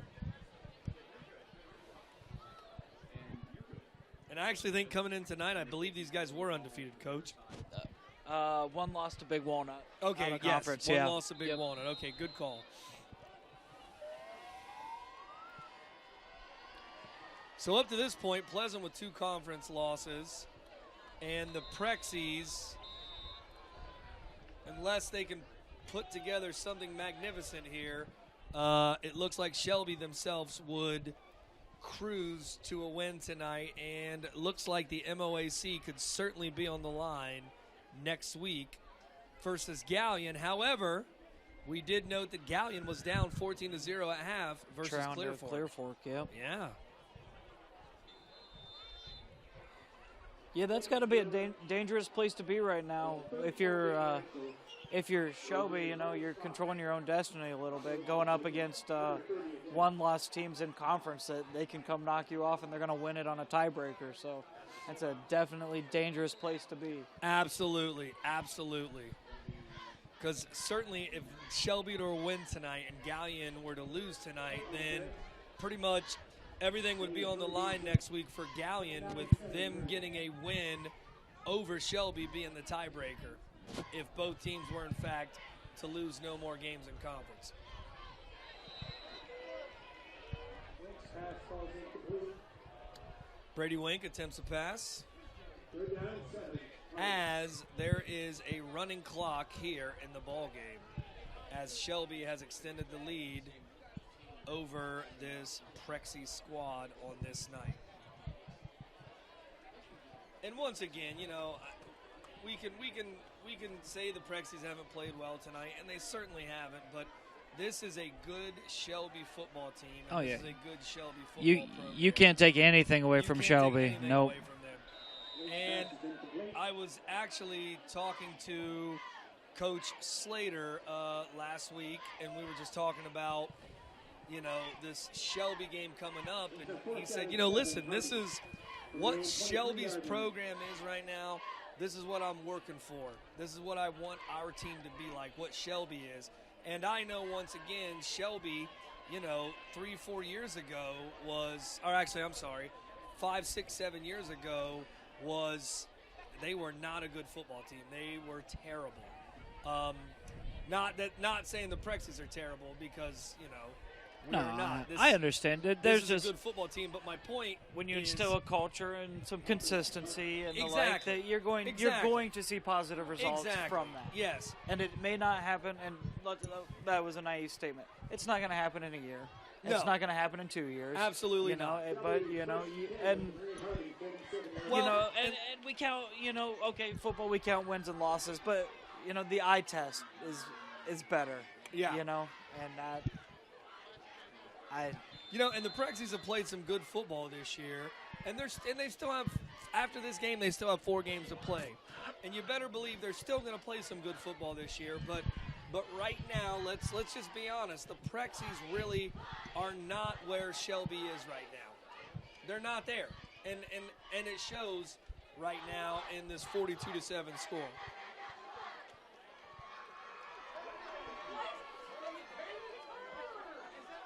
Oh, as there's almost a pick there by Gary Money, and a beautiful bull rush. Gary, by Justin Gary's at Otterbein, Coach. Oh, my God. Gary is an Otterbein. That is DeAndre Ayers. Gary's sister won homecoming queen tonight. You got Money on the mind. As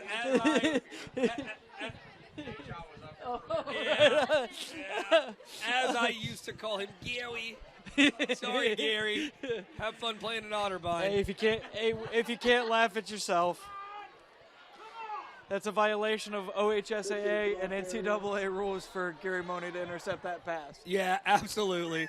Absolutely. As there are 2 flags thrown, I got to wonder what these are. Holding. I didn't see the Prexies do anything that I would think would be called on them. Maybe holding on 54 maybe? Oh, on the receiver. Sorry. I thought it was on the All right. on the guard pole there, so. I'll take that. Well, I'm going to tell you, man, 24 is, I don't know what Shelby's record is for yards in a game, but 24 is having a field day against these Presidents tonight. And like you stated, Coach, I'm a little upset that I was angry that it was hot last week because I'm kind of cold right now. Uh-huh.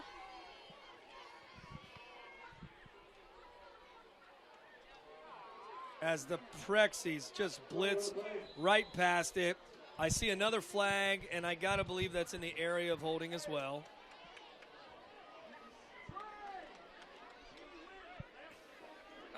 I like how the Shelby's quarterback's like, you got to be kidding me. You called holding again? It's like, listen, dude, I get it. You're upset because holding got called, but you guys are up 42-7. Like, cut us some slack here. I bet Gary's here tonight, though. I bet. I saw him earlier. Yeah, his I sister came got down, crowned homecoming queen. you know, being a His cousin, I'm Being sorry. His sister's Deja, I'm sorry. being a. Listen, I have all these youngsters up here. Okay.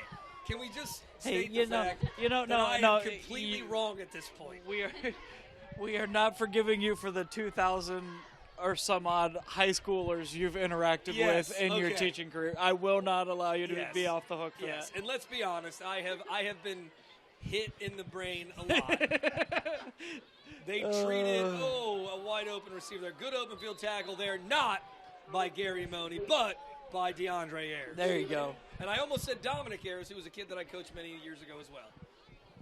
So, but they treated concussions a lot different back in my day. Yeah. Like a lot different. You got your bell rung. All right, let's get up. Get your play going. They bought an extra shell for my helmet. Oh, man. There was no concussion protocol. It's like, here, let's put more padding on your head. My helmet weighed like 7,000 pounds. It was terrible. Oh. Fisher on the carry for Shelby. Well, and once again, Owen Fisher continues to go fishing against the Presidents. I don't know what Shelby's record is for yards in a game, but boy, this kid's got to be close to it.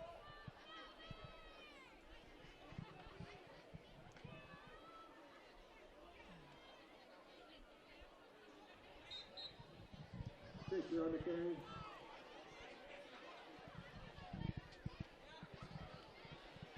Yeah, I did see Gary here this afternoon, though. And let's say again that our homecoming queen is his cousin. Yes. Okay. You got it. Not his sister, who also goes to Harding There you go. as we speak. Okay. Okay.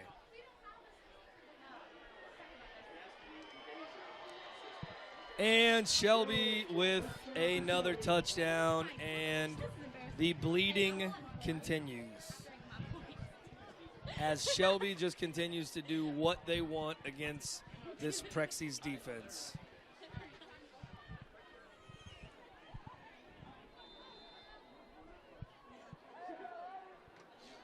Definitely the extra point after.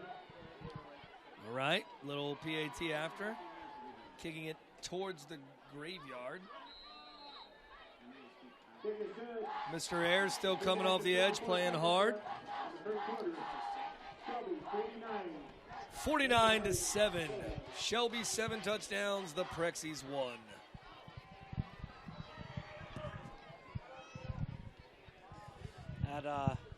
That 43 unanswered is a tough to swallow pill there. 43 unanswered is an extremely tough pill to swallow. Well, and I know we've talked about this, and I know we've discussed this already. We knew coming into this game, we knew that Shelby was good. But I didn't think that Shelby was 49-7 with 2 minutes and 54 seconds left in the third quarter better than the Presidents. I'd agree with that assessment, but tonight they are. But it's tonight they are, And the eye in the sky, it don't lie. It don't lie. It don't lie. I mean, these eyes have seen a lot of things. Yeah, they've done a lot of crying. Yeah. Yeah.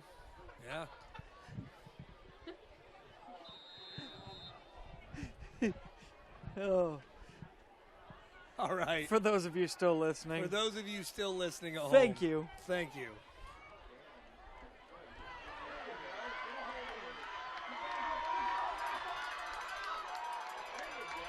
Strong return there. And that is why Mr. Ayers is still always dangerous. Speaking of dangerous, how about those Browns last Sunday? I'm not going to say who saw that one coming. And I'm a consummate optimist, but I really believe that, that the Browns had it in them to play some really good football. This has, ugly, awful, ref-aided loss to the Steelers written all over it this Sunday, though. After a win like that, and you feel good, you start feeling good about it. Yeah. That's got, I'm not calling it. I'm just saying it's got that feeling. Oh, Brady Wink is sacked. I will say that it was last week, week 4 in the NFL, week 5. Week 4? Week 4. So if you'd have told me the Browns would be in first place in their division after week 4. I don't think my Dolphins have led in a game yet, Coach Schneider. Oh, the Dolphins are they're terrible. Oh. We need to help the Dolphins in a literal sense and a football sense. Well, and really you got to ask yourself, as Brady Wink's pass sails to the turf, you got to ask yourself, the Dolphins are playing for the first pick, right? Sure. So, first pick? So let's say that first pick is Chase Young from the Buckeyes, a stud defensive end. Do you pass on him, or do you try to get a? There we go. Tito breaks free, almost to a first down. Good screenplay there by the Prexies, or do you take a quarterback? Here's the thing. Who's the quarterback you take? You traded for Josh Rosen in the you did? In the offseason. So I think you got to go position players. They loaded up on first-round draft picks for next year, too. And then I think maybe you give Rosen a year to start. Yeah. With albeit a rebuilding team. Yeah. And I think that the Lawrence kid out of Clemson maybe in 2 years is your look, because I don't see. I'll give you that. I personally don't see a game-changing NFL quarterback out of next year. Right now, I don't see one either. And I'm thinking, but you got to ask yourself, what if Fields from Ohio State continues to be out of this world? Does Fields come out? I don't know. He can. Oh yeah, you're right. He's can. a sophomore, right? So I think so. Yeah. Yeah, he's a sophomore. No. What is he has? Or he's got to stay one more year after this year. If you look at the way the Browns drafted, they took Myles Garrett. Sure. And they were terrible for a couple years, but then they also drafted Smart for a couple more years after they got Myles Garrett, and now they have a stacked defensive line. Myles Garrett is playing MVP caliber right now, and you've got a great signal caller in Baker Mayfield. Fair enough. And right now, Miami, they've got Houston's first-round pick, and Houston's a 500 team. Well, they've got Pittsburgh's first-round pick, and Pittsburgh's 1-3. And that's how the Browns built. You could pick 3 times in the first 15. I'd like to see a little Chase Young action. I think I'd like to see the Jerry Jeudy kid out of Alabama. He's good. The wide receiver. He's a great wide receiver. Yeah, and then maybe the best remaining offensive lineman in the top 15. I think start there next year and get my interest back in April. Because right now, I didn't bring an NFL Sunday ticket back because it is awful now to watch listen, a Dolphins here's the way game. I look at it, though. I'm not going to pay for NFL Sunday tickets Sure. because the NFL angers me because they are the only league in America that allows their games to be not basically available to anybody at any time who has cable. I don't like that. So when the Browns aren't on TV, guess what I do? I find a way to stream it. There you go. And that's what I do. And Roger Goodell, if you're listening, change that because football makes a lot of cash. And there's no reason why through cable I should not be able to watch every Browns game every week. And actually, when I was going to college in Urbana, it was fantastic because Urbana was close to Cincinnati, so their cable actually had 2 CBSs. No there was way. The CBS You got out of Cincinnati? Oh, that's and then there was awesome. one they got out of Cleveland. It was the most amazing thing I ever That's saw. super cool. Back in the good old days when you lived in the dorms and you got cable for free. Those were the days. Living on ramen with free cable. I had to pay for my cable, Coach. You had it better than I did. Know. We had to have some perks going to UU, baby. I did have some wireless internet though, so that's Okay. that was a luxury in and of itself back when you were in college. And who was your roommate in college? one Mr. Robert Stone. Mr. Robert Stone. He of assistant principal fame. Apparently, Coach Stone has moved into my old office as I am now running Withrow High School. I actually was in the building the other day, and I went in the office. I was like, gosh, it looks too nice in here. Taught in your former classroom? Taught in my former classroom. Principled, is that a verb? Principled, administered, Principal, led administered. From your former office? From my former office. I mean, what's next? Is he going to move into my basement? I think he likes to be like Mike, and by Mike I mean you, Coach Schneider.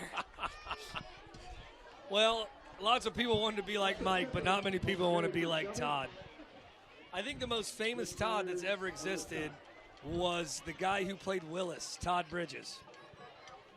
What do you guys think about the college players getting paid? Oh, so Mr. Mullins brought up a good question here. What do we think about the California passed legislation that said college players should get paid? Now, let me weigh in on that and tell you I don't agree with that, and here's why. As somebody who played small college football and got punts off, it's true, and nothing doing as the Prexies will now come out with the ball on the 40-yard line. But here's my opinion, and I think I have a pretty valid opinion based upon my experience as a college football player. All right. I played small college ball. Sure. I was talented enough to play small college ball. I was not talented enough to play big college ball. I got a partial scholarship. Okay? 15 years after being in college, or after having graduated from college, I still have $34,000 in loans. I pay $400 a month.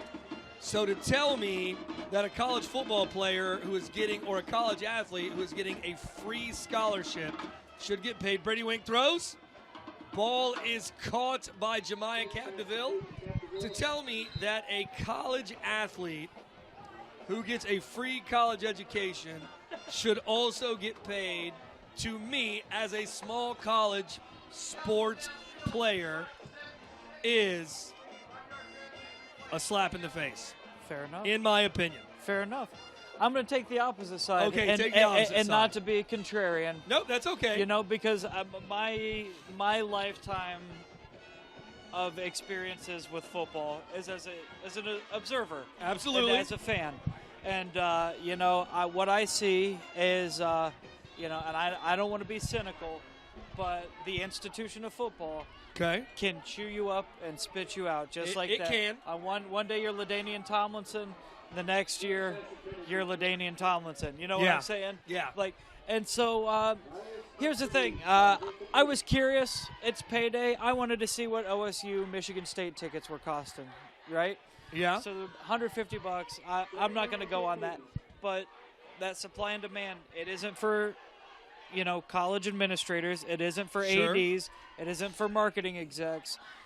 People are paying their hard-earned money to go watch those athletes. And, I think they do special things. They've been given gifts. Absolutely. That, I think that if they're personable enough or, good enough athletes that they can get some money in the short time that they can play this game in their lives, then I don't have a problem with them doing so. Well, and I know we're focusing on football, but sure.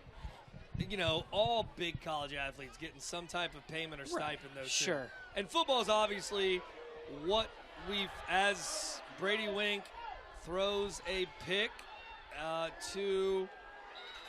as Jemiah Capdeville becomes a defender on that and tackles the Shelby Whippet.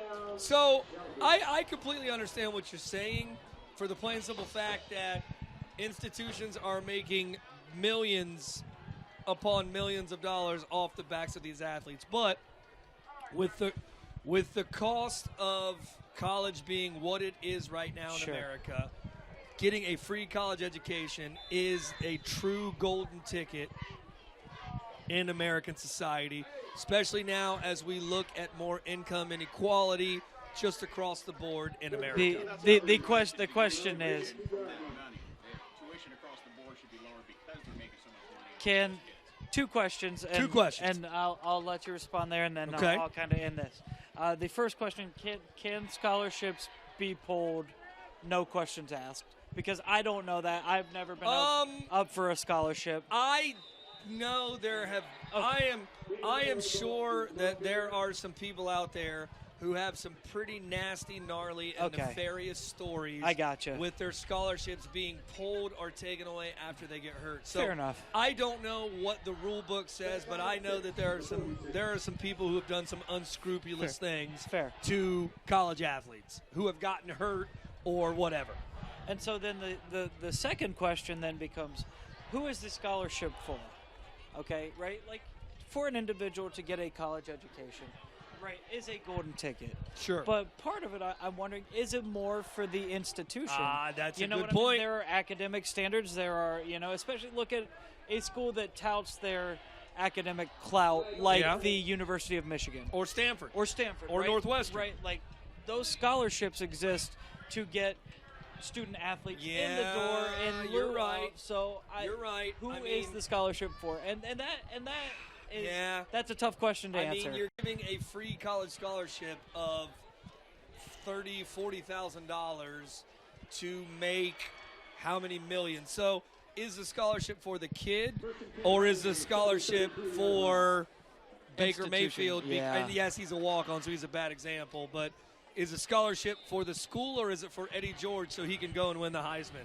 And you can put a trophy out there and say, hey, we have a Heisman Trophy winner. I mean, all valid points. But I tell you this, I have gotten education in my life and I live a fairly comfortable life, but if it wasn't for my college loans, I'd have $400 more a month. Understood. You know Understood. what I mean? Oh, you're preaching to the choir, Coach. So free college education sounds mighty good right now. Hey, with that running clock, you know what we didn't do? What did we not do? Say hi to anybody. Oh, so Coach Kevlinger, I know. Unfortunately, last year your a sack there by I believe Michael Morales Bush. Good for Mikey. I know your grandmother unfortunately passed away last year, and you would always tell her hi. But one of the things we talked about last week in our broadcast, and obviously it didn't air because of technical difficulties, is you had you were blessed.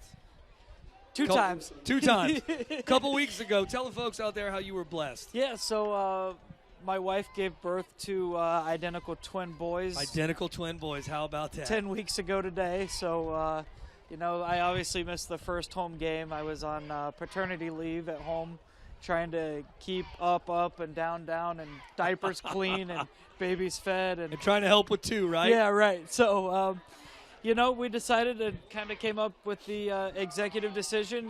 We're not going to be here forever, but these films are, and it's a golden opportunity to maybe embarrass our kids a little bit and say hi. So to Riley and Knox, my 10-week-old twin boys, hello, your father loves you. And to my my beautiful daughters, age 11 and 10, 6th and 4th grade, Layla and Ellie, Dad loves you too, girls. That's what it's all about. And that is what it's all about, folks. And it's all about these wonderful young men out here playing this game, whether they're for Shelby or whether they're for the Prexies. They have parents at home that love them and support them, so that's exactly what it's all about.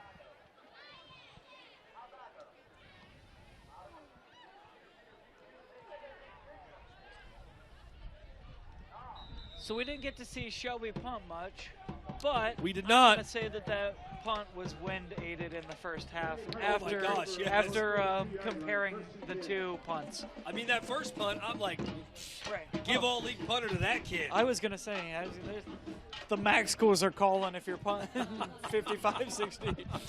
Well, folks, like I said, the Prexies have played some great football this year, but not tonight. We're going to end the season 2-4, or end the season, my goodness. We're going to end tonight 2-4.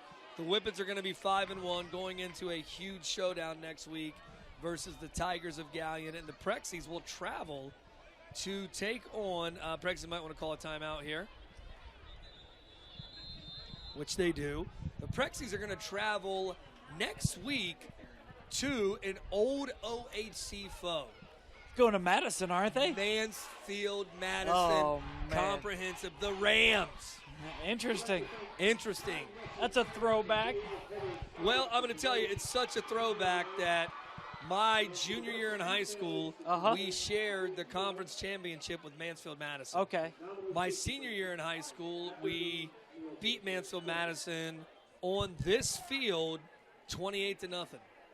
Now, the field was not turf. Well, it was grass. Right, Yeah, right. actually, what a lot of people don't know is the grass that was on this field, when they removed it, they took it over and put it on the practice field. Oh, no kidding. So the turf, the original grass surface from Harding High School, is currently on the practice field. Student section still here going crazy. Not a lot of folks left, as this cold homecoming night has seen the Prexies struggle mightily against the K9 Whippets of Shelby.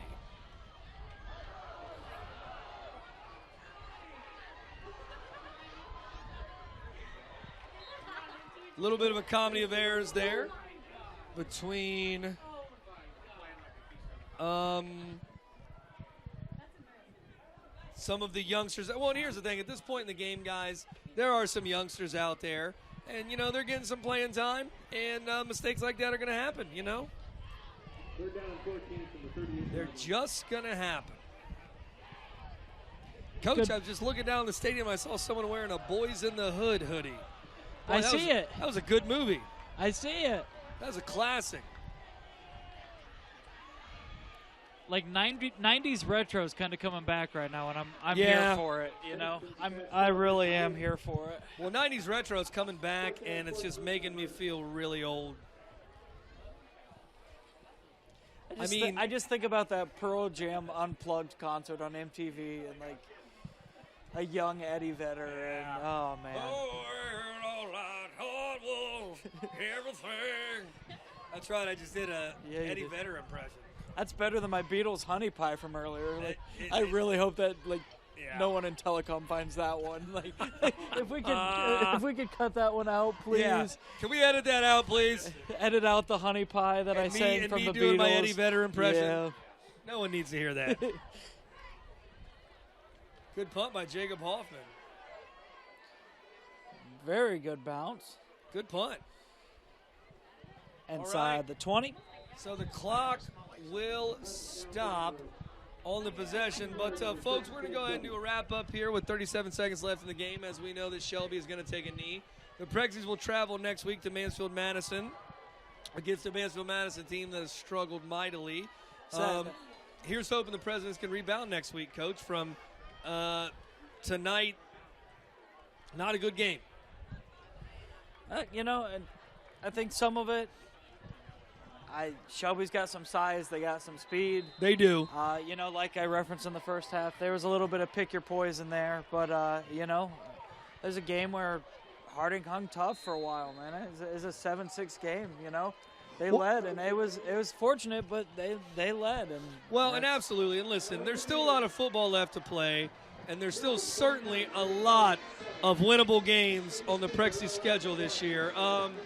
You know, I really believe that these Prexies can rebound from this and finish the season with a winning record, at the very least, a 500. 500. And really, to get a winning record, the Prexies would have to win out, and I really think the Prexies have the chance to do that. But with that being said, folks, we'll be back in a couple weeks when the Prexies face the River Valley Vikings here on this field. Good night, everybody.